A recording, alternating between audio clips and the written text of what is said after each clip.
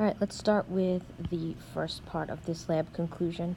Make sure everybody knows how to calculate percent composition of water in a hydrated salt. We're going to start with the copper 2 sulfate with the 5 waters attached. That's the one that we've been using for the most part in lab. And we're going to calculate the copper 2 sulfate's gram formula mass. Cu, there's one of them, it weighs 64. Sulfur, there's one of them, it weighs 32. And oxygen, there's 4 of them, and it weighs 16, which is 64. We add all this up, and we get 160 grams for just the salt part. If we do the water, we've got 5 waters, and we know that H2O, there's 2 H's, each weighing 1 apiece. Oxygen, there's one of them, it weighs 16. That's a total of 18 grams. But there's 5 waters in here, so we have to do 5 times 18 equals 90 grams. And then we're going to take, let me get a different color pen, let's get a highlighter here. This 160 and this 90, and if we add them together, 160 plus the 90, let's move this up to get it out of our way, we're going to have 250 grams sample, okay, or that whole thing, that copper 2 sulfate. So the CuSO4 with the 5 H2Os weighs 250 grams if you have 1 mole sample of it. Now, we want to find the percent of water. So we're going to take the part that is water over what the whole thing weighs times 100. The part that we're looking for is right here. Let's circle it in green. That's the part, because that's the water, H2O.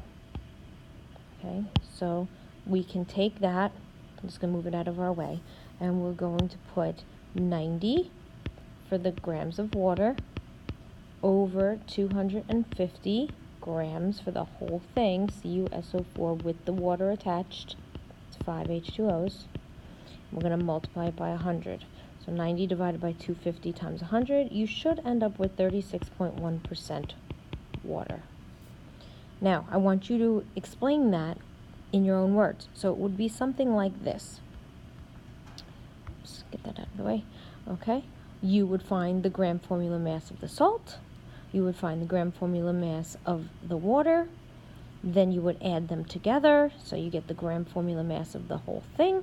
In this case, our whole substance weighed 250 grams. Then you're going to take the part, which in this case was the water, because we're looking for percent of water.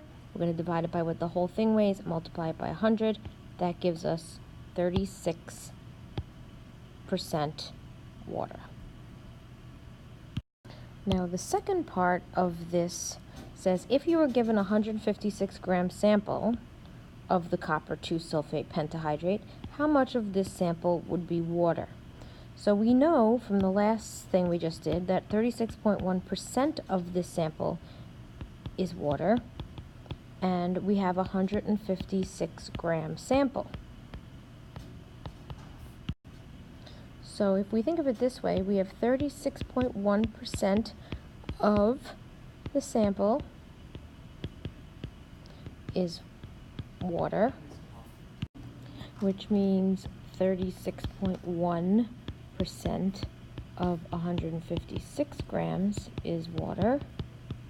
And we know that the of is a multiply and the is an equal sign, so we're going to take 36.1% and we're going to multiply it by 156. And when we multiply 0.361 times 156, we're going to end up with 56.16 grams of water.